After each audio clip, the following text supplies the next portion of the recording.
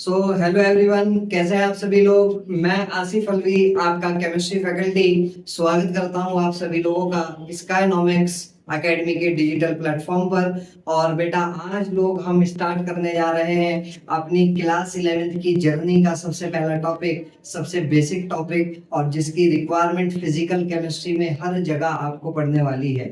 इस टॉपिक को बेटा मैं बोलता हूँ, ये फिजिकल केमिस्ट्री की जान है, फिजिकल केमिस्ट्री की बैकबोन है।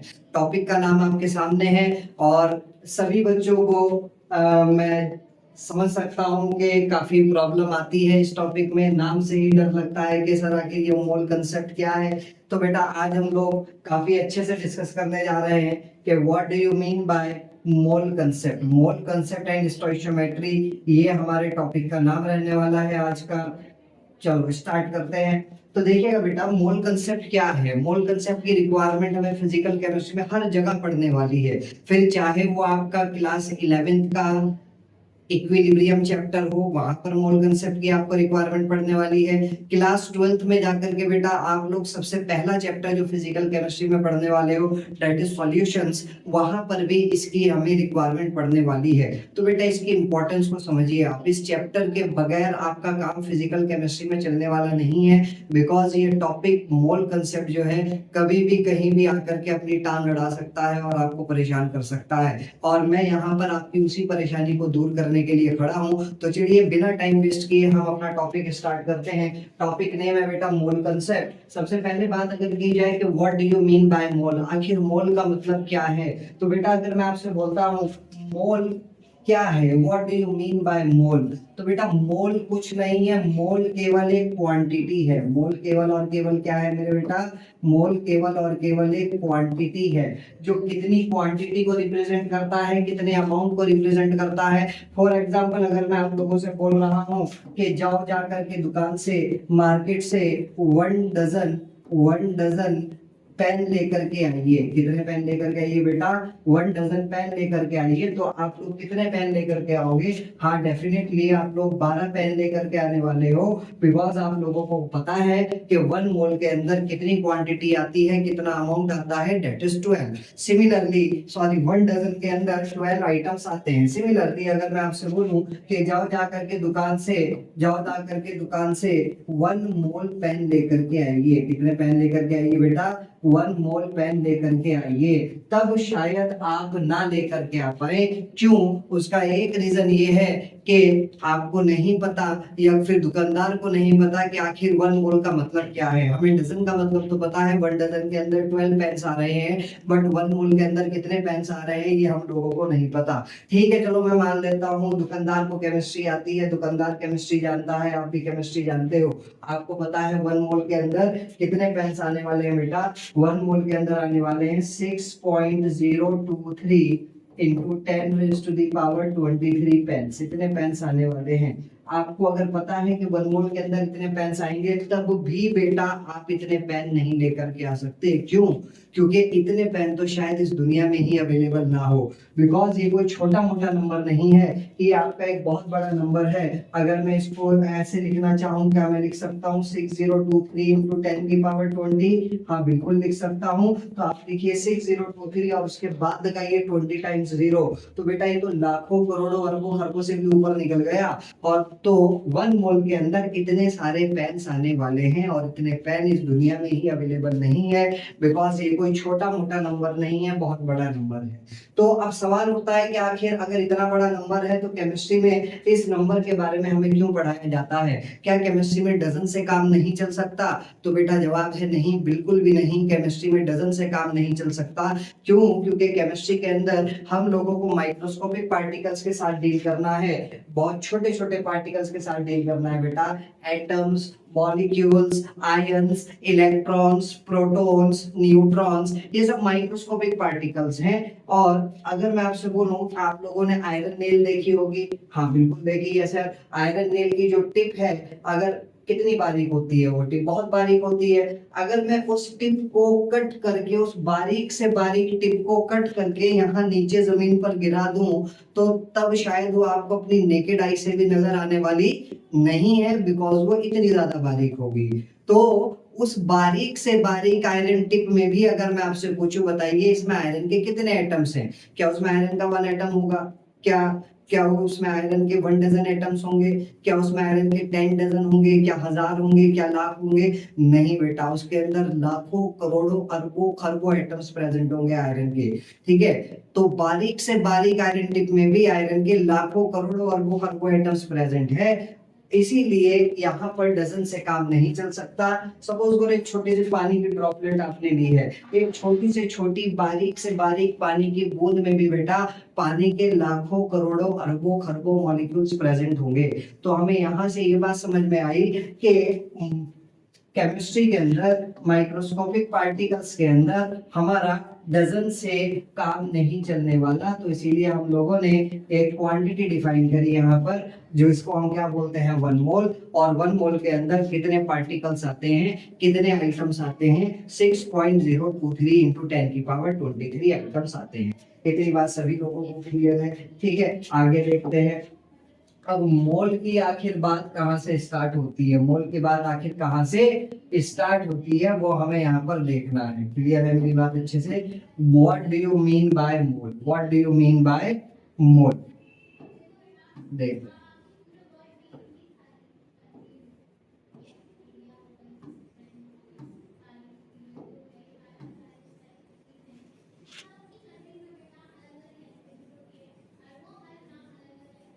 तो देखो बेटा, मोल कंसेप्ट की कहानी कहाँ से स्टार्ट होती है? मोल कंसेप्ट के लिए मैं एक कहानी सुनाता हूँ बच्चों को। तो कंसेप्ट समझने के लिए वो कहानी बहुत अच्छी है, बट रियल लाइफ से उस कहानी का कोई भी ताल्लुकात नहीं है। इस कहानी के सभी पात्र काल्पनिक है, रियल लाइफ से इसका कोई भी लेना देना नहीं है। तो देखिएगा क्या कहानी है। साइंटिस्ट लोगों ने क्या किया, साइंटिस्ट लोग एक डिश लेकर के आए। साइंटिस्ट लोग क्या लेकर के आए बेटा? एक डिश लेकर के आए, और उन्होंने इस डिश को रखा एक वेइंग मशीन के ऊपर। मान लेते हैं ये हमारी एक डिजिटल वेइंग मशीन है, it is a digital weighing machine. और साइंटिस्ट लोगों ने इस पूरी दुनिया में अनाउंसमेंट करवा दिया कि इस पूरी दुनिया में जितने भी लोग हैं, हर कोई कार्बन 12 आइसोटोप का एक एक एटम लेकर के आएगा और इस डिश के अंदर डालेगा। ठीक है, अब ऐसा तो पॉसिबल नहीं है। क्या प्रैक्टिकली ये पॉसिबल है कि आप कार्बन 12 आइसोटोप का एक एक एटम लेकर के आए और इस डिश के अंदर डाले? नहीं, बिल्कुल भी नहीं, ऐसा पॉसिबल ही नहीं है। चलो फिर भी कहानी समझने के लिए हम मान लेते हैं। तो मुझे बताइए, जब सबसे पहला एटम इसके अंदर कार्बन 12 आइसोटोप का आकर के गिरेगा, तो बताइए बेटा मुझे, क्या इस वेइंग मशीन के अंदर कोई रीडिंग आएगी? तो जवाब है नहीं। एक एटम का मास तो इतना हल्का होता है, इतना हल्का होता है, ऑलमोस्ट नेग्लिजिबल होता है। तो इस वेइंग मशीन के अंदर कोई भी रीडिंग आने वाली नहीं है।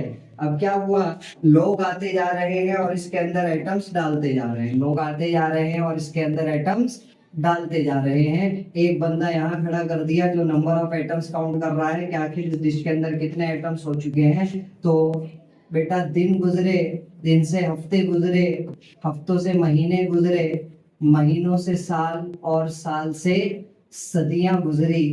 कभी ना कभी तो जाकर के एक वक्त ऐसा आएगा जब इस वेइंग मशीन के अंदर रीडिंग आएगी 12 ग्राम। जैसे ही इस वेइंग मशीन के अंदर रीडिंग आई 12 ग्राम, हमने इस डिश के अंदर एटम्स डालने बंद कर दिए। और ये जो बंदा यहाँ पर खड़ा था, इससे पूछा कि हाँ भैया कितने एटम हो चुके? तो ये बोला कि इस वेइंग मशीन के अंदर 6.023 इंटू 10⁻23 एटम्स हो चुके हैं। किसके? Of carbon 12 isotope. कितने एटम्स हो चुके हैं बेटा? 6.023 इंटू 10⁻23 एटम्स हो चुके हैं कार्बन 12 आइसोटोप के। और बेटा तभी से हमने इसको 1 मोल बोलना स्टार्ट कर दिया। तभी से हमने इसको 1 मोल बोलना स्टार्ट कर दिया। तो मैंने बोला मेरे पास कार्बन 12 आइसोटोप के कितने एटम प्रेजेंट हैं? 1 मोल एटम प्रेजेंट है। और अगर कोई मुझसे पूछना चाहे कि 1 मोल का मतलब इन टर्म्स ऑफ नंबर क्या होता है, तो मैं बोलूंगा 1 मोल का मतलब इन टर्म्स ऑफ नंबर होता है 6.023 इंटू 10⁻23। और अगर कोई मुझसे पूछे 1 मोल का मतलब इन टर्म्स ऑफ मास कितना होता है, तो मैं बोलूंगा 12 ग्राम। केवल कार्बन के लिए, केवल कार्बन के 1 मोल का वजन कितना होता है बेटा? 12 ग्राम होता है। और 1 मोल के अंदर कार्बन 12 आइसोटोप के कितने एटम्स आ रहे हैं? 6.023 इंटू 10 की पावर 23 एटम्स आ रहे हैं। क्लियर है मेरी बात यहाँ तक? ठीक है, चलो जी, बहुत बढ़िया, आगे बढ़ते हैं। तो हमने बोला कि 1 मोल के अंदर तो भैया ये तो फिक्स है, इतने पार्टिकल्स आएंगे, 1 मोल के अंदर इतने पार्टिकल्स आने वाले हैं। बट 1 मोल अगर मैंने कार्बन का लिया तो 1 मोल कार्बन एटम का वजन कितना होगा? 12 ग्राम। अगर यही 1 मोल एटम में सोडियम के लेता, मतलब अगर मैं सोडियम के 6.023 इंटू 10 की पावर 23 एटम्स लेता, तब क्या उसका वजन भी 12 ग्राम होता? तो जवाब है सर नहीं, उसका वजन 12 ग्राम ना होता। उसका वजन कितना होता? उसका वजन होता 23 ग्राम। सर आपको कैसे पता? तो बेटा अभी आपको भी पता चल जाएगा। अब इस मोल कंसेप्ट की जो बैकबोन है वो है बेटा मास नंबर। आपको एलिमेंट्स के, सभी एलिमेंट्स के मास नंबर याद होने चाहिए। जिस तरीके से आपको हाइड्रोजन से लेकर के, मिनिमम बात कर रहा हूं, जिस तरीके से आप लोगों को हाइड्रोजन से लेकर के कम से कम कैल्शियम तक तो सभी के एटॉमिक नंबर याद हैं, उसी तरीके से आप लोगों से मैं उम्मीद करता हूं कि आज ये वीडियो देखने के बाद आप लोग हाइड्रोजन से लेकर के कैल्शियम तक सभी एलिमेंट्स के मास नंबर बाय हार्ट याद करेंगे, because it is the backbone of mole concept. अगर मास नंबर आप लोग नहीं याद कर पा रहे हो तो बेटा आप एटॉमिक मास नहीं निकाल सकते, आप मॉलिक्यूलर मास नहीं निकाल सकते, और अगर आप एटॉमिक मास और मॉलिक्यूलर मास नहीं निकाल पा रहे हो तो बेटा आप number of moles of atoms नहीं निकाल सकते, number of moles of molecules नहीं निकाल सकते, और अगर number of moles he calculate नहीं कर पा रहे हो तो बेटा मोल कंसेप्ट पढ़ने का हमारा कोई भी फायदा नहीं है, बिकॉज चैप्टर का नाम ही मोल कंसेप्ट है। क्लियर है मेरी बात इतनी अच्छे से? तो अभी हम लोग यहाँ पर एलिमेंट्स का मास नंबर लिख रहा हूँ बेटा मैं आप लोगों के सामने। वो एलिमेंट्स का मास नंबर आप सभी लोगों को याद करना है, ये कहानी आप लोग सभी ध्यान रखिए, ठीक है? तो चलो देखते हैं, यहाँ पर हम लिखते हैं एलिमेंट्स और उनका मास नंबर। एलिमेंट्स और उनका मास नंबर, एलिमेंट्स और उनका मास नंबर। मास नंबर को डिनोट किया जाता है बेटा बाय राइटिंग कैपिटल ए। मास नंबर को डिनोट किया जाता है बेटा बाय राइटिंग कैपिटल ए। तो देखिएगा, हाइड्रोजन का मास नंबर होता है बेटा, हाइड्रोजन का मास नंबर होता है 1। हाइड्रोजन का mass number 1, helium 4, lithium 7, beryllium 9, boron 11, carbon 12, nitrogen 14, oxygen 16, fluorine 19 and neon 20। उसी तरीके से sodium 23, magnesium 24, aluminium 27, silicon 31, phosphorus 32, silicon 28,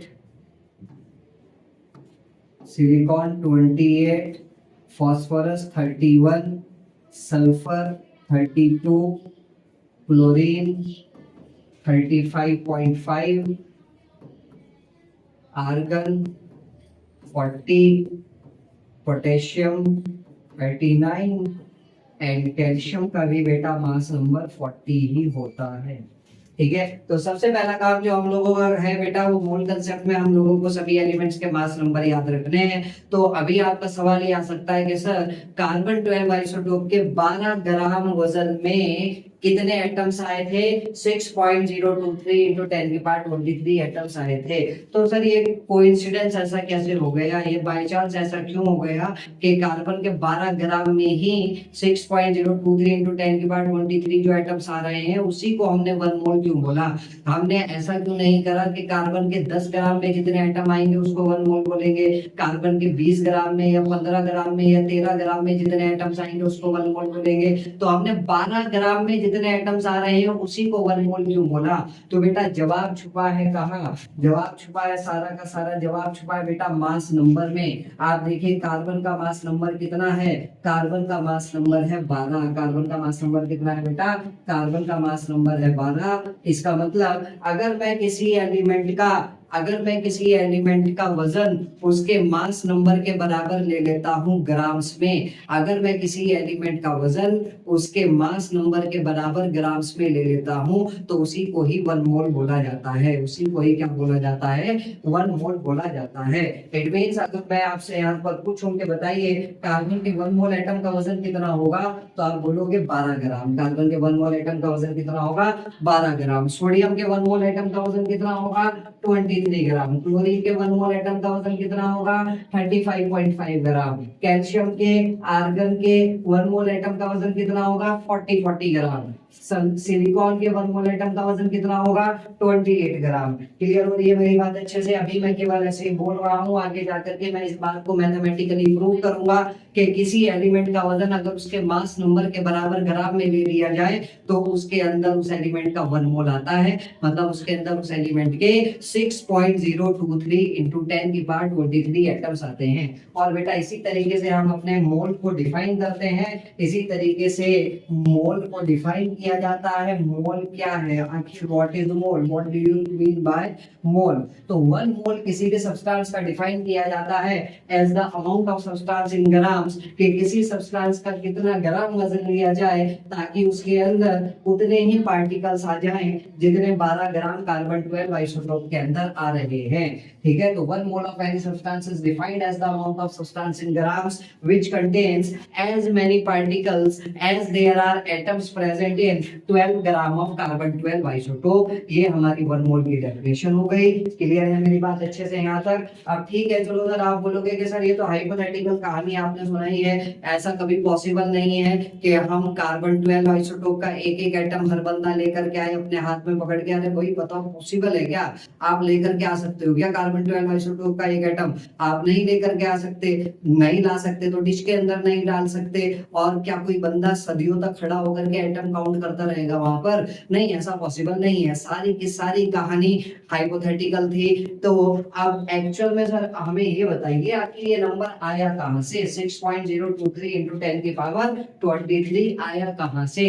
ठीक है, ये तो सर आपने रटवा दिया। हमें हमें ये बताओ कि ये नंबर आखिर आया कहां से, साइंटिस्ट लोगों को कैसे पता चला कि 1 मोल के अंदर 6.023 into 10 की पावर 23 पार्टिकल्स आते हैं, कितने एटम्स आते हैं? तो देखिएगा बेटा, अभी हमने एक डिश के अंदर कार्बन 12 आइसोटोप के काफी सारे एटम्स लिए थे, उनका वजन कितना आ रहा था, 12 ग्राम। ठीक है, अब अगर मैं ये पता करना चाह रहा हूँ कि कार्बन 12 आइसोटोप के कितने एटम मेरी डिश के अंदर प्रेजेंट है, तो कैसे पता करेंगे बेटा? हमें इतना तो पता है कि वेइंग मशीन का वजन कितना है, 12 ग्राम। ठीक है सर, बहुत अच्छी बात। अगर किसी तरीके से मुझे ये पता चल जाए कि कार्बन 12 आइसोटोप के एक एटम का वजन कितना है, अगर किसी तरीके से मुझे ये पता चल जाए what is the mass of one atom of carbon 12 isotope, तो बेटा 12 ग्राम वजन को जो वेइंग मशीन में आ रहा था उसको डिवाइड कर देंगे by the mass of one atom of carbon 12 isotope. तो क्या मुझे ये पता चल जाएगा कि उस डिश के अंदर कार्बन 12 आइसोटोप के कितने एटम्स प्रेजेंट है?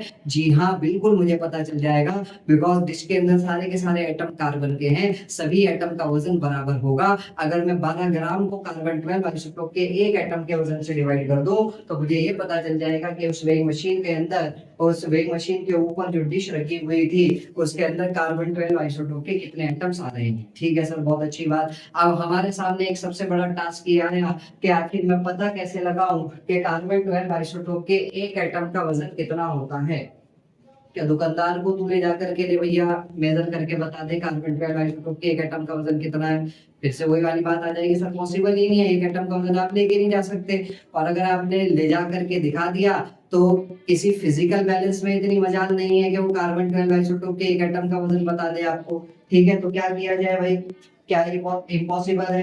तो जवाब है बेटा नहीं, no, nothing is impossible. Everything is possible. हमने सहारा लिया किसका? हमने सहारा लिया मास स्पेक्ट्रोस्कोपी का। किसका सहारा लिया? मास स्पेक्ट्रोस्कोपी का। मास स्पेक्ट्रोस्कोपी एक टेक्निक है जो आपको ये बताती है कि हर एलिमेंट के, किसी भी एलिमेंट के एक एटम का वजन कितना है। तो मास स्पेक्ट्रोस्कोपी से पूछा गया, या फिर मास स्पेक्ट्रोमेट्री कुछ ही बोल सकते हो आप, उससे पूछा गया कि भैया कार्बन 12 आइसोटोप के एक एटम का वजन कितना है। उसने बोला कि कार्बन 12 आइसोटोप के एक एटम का वजन है 1.9924 into 10 की power -23 gram. This much is the mass of one atom of carbon 12 isotope, 1.9924 into 10 की पावर -23 ग्राम। अब आप खुद सोचिए कि ये नंबर कितना छोटा नंबर है। कितना छोटा नंबर है बेटा? आप लिखिएगा 0 पॉइंट, उसके बाद लगाइएगा 22 टाइम्स 0,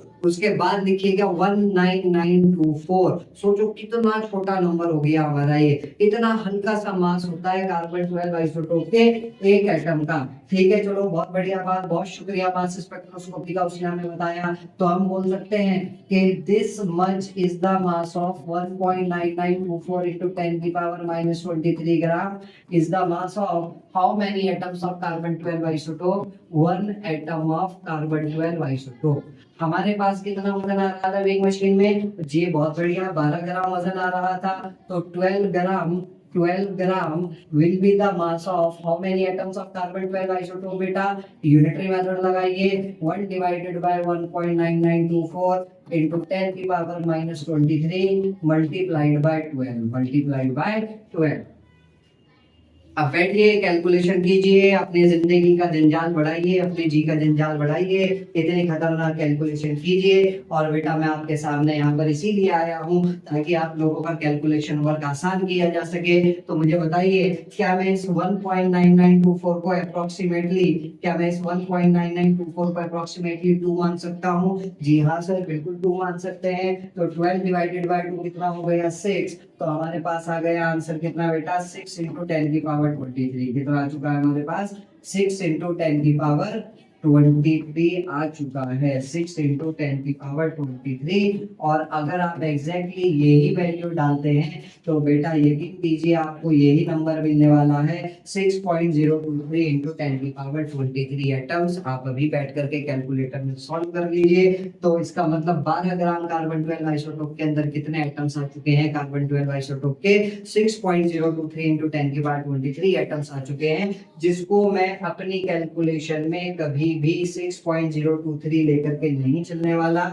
मैं इसको हमेशा, क्योंकि मुझे तो अपना कैलकुलेशन वर्क आसान करना है, मुझे अपना टाइम खोटी नहीं करना, मुझे तो कम समय में ज्यादा सवाल सॉल्व करने हैं और अपनी रैंक को बूस्ट अप करना है। तो मैं इसको अपनी कैलकुलेशन को आसान बनाने के लिए मैं इसको हमेशा 6 into 10 की पावर 23 लेकर के चला करूंगा। उसके बाद मेरा जो भी आंसर आएगा हम चेक करेंगे जो चारों ऑप्शन हमें गिवन है उन ऑप्शन में से किस ऑप्शन के नजदीक हमारा आंसर लाई कर रहा है, then that will be our correct answer। Clear है मेरी बात अच्छे से? तो मैं बोल सकता हूँ how many atoms of carbon 12 isotope are present in 12 gram of carbon? That is 6.023 into 10 की power 23 atoms of carbon 12 isotope are present in 12 gram. Clear है मेरी बात अच्छे से? चलो आगे बढ़ते हैं। हमें पता चला कि कार्बन 12 आइसोटोप में, कार्बन 12 आइसोटोप के 12 ग्राम में कितने एटम प्रेजेंट है? 6.023 into 10 की पावर 23 एटम्स प्रेजेंट है। तो मैं बोल सकता हूँ 1 mole of any substance contains 6.023 into 10 की power 23 particles and this number is known as बेटा एवोगैड्रोस नंबर। इस नंबर को क्या बोला जाता है बेटा? वह एवोगैड्रो नंबर बोला जाता है and it is denoted by writing capital A और उसके नीचे सबस्क्रिप्ट में कैपिटल ए। ठीक है, this is denoted by writing capital N और उसके नीचे सबस्क्रिप्ट में कैपिटल ए। ये कैपिटल ए बेटा आपकी कॉपी के लाइन के आधा ऊपर होना चाहिए और आधा नीचे होना चाहिए। तो किसी भी सब्सटेंस के 1 मोल में 6.023 into 10 की पावर 23 पार्टिकल्स आते हैं और इस नंबर को बोला जाता है बेटा एवोगैड्रोस नंबर। ठीक है, तो इतने पार्टिकल्स आ रहे हैं। अब ये पार्टिकल्स बेटा आपके कुछ भी हो सकते हैं, ये पार्टिकल्स आपके व्हाटएवर कुछ भी हो सकते हैं। ये पार्टिकल्स बेटा आपके एटम्स भी हो सकते हैं, मॉलिक्यूल्स भी हो सकते हैं, आयंस भी हो सकते हैं, इलेक्ट्रॉन्स भी हो सकते हैं, प्रोटॉन्स भी हो सकते हैं और न्यूट्रॉन्स भी हो सकते हैं। भाई जिस तरीके से 1 डजन बनाना का मतलब 12 बनाना, 12 बनाना। अगर मैं आपसे बोलूं जाओ जा करके 1 डजन ऑरेंजेस लेकर के आओ, तो तब क्या आप 20 ऑरेंज लेकर के आओगे? नहीं सर, पहले तो बनाना बोल रहे थे, अब ऑरेंज बोल दिया, तो हो सकता है 1 डजन बनाना में 12 बनाना आते हो और 1 डजन ऑरेंजेस में 20 ऑरेंजेस आते हो। अरे नहीं भैया, नाम ही तो बदल रहा है, क्वांटिटी तो 12 की 12 ही रहेगी। तो इसका मतलब 1 मोल में नंबर तो फिक्स है, कितना आएगा? 6.023 इंटू 10 की पावर 23। बस नाम बदल जाएगा। अगर मैं कह रहा हूँ 1 मोल पेन का मतलब कितना पेन? 6.023 इंटू 10 की पावर 23 पेन। 1 मोल स्पेक्स का मतलब कितना स्पेक्स हो जाएगा बेटा? 6.023 इंटू 10 की पावर 23 स्पेक्स हो जाएगा। सिमिलरली अगर मैं एटम के केस में बात कर रहा हूँ, तो 1 मोल एटम का वजन, 1 मोल एटम का नंबर, 1 मोल एटम में कितने एटम आ रहे हैं? 6.023 इंटू 10 की पावर 23 एटम्स आ रहे हैं। 1 मोल मॉलिक्यूल्स में कितने मॉलिक्यूल्स आ रहे हैं? 6.023 इंटू 10 की पावर 23 मॉलिक्यूल्स आ रहे हैं। 1 मोल आयंस में कितने आयंस आ रहे हैं? 6.023 इंटू 10 की पावर 23 आयंस आ रहे हैं। 1 मोल इलेक्ट्रॉन्स में 6.023 इंटू 10 की पावर 23 इलेक्ट्रॉन्स आ रहे हैं। ठीक है, तो आई होप मेरी ये बात आप लोगों को क्लियर हुई होगी। तो 1 मोल का जो बेसिक इंट्रोडक्शन है बेटा, मोल कंसेप्ट चैप्टर का, वो मैंने कोशिश करी है कि आज आप लोगों को यहाँ पर कंप्लीट कराया जाए। अब अगला सवाल ये है कि बेटा आखिर ये 1 मोल बहुत छोटा नंबर है या बहुत बड़ा नंबर है? बहुत छोटा नंबर है या फिर बहुत बड़ा नंबर है? इस चीज को हमें डिस्कस करना है। तो देखने में लग ही रहा है कि सर बहुत बड़ा नंबर है, तो इस चीज को बेटा डिस्कस करते हैं फिर नेक्स्ट क्लास में कि आखिर what is the power of 1 मोल। 1 मोल एक छोटा सा नंबर है, ये बहुत बड़ा नंबर है, बहुत बड़ा नंबर है, तो आखिर कितना बड़ा नंबर है, इस चीज को हम डिस्कस करने वाले हैं आपसे नेक्स्ट वीडियो में। तो जुड़े रहिए, इस क्वेश्चन का आंसर लेने के लिए हमारे साथ जुड़े रहिए और वीडियोस को देखिए, अच्छे से पढ़िए। All the best for your studies. तब तक के लिए बाय बाय, टेक केयर।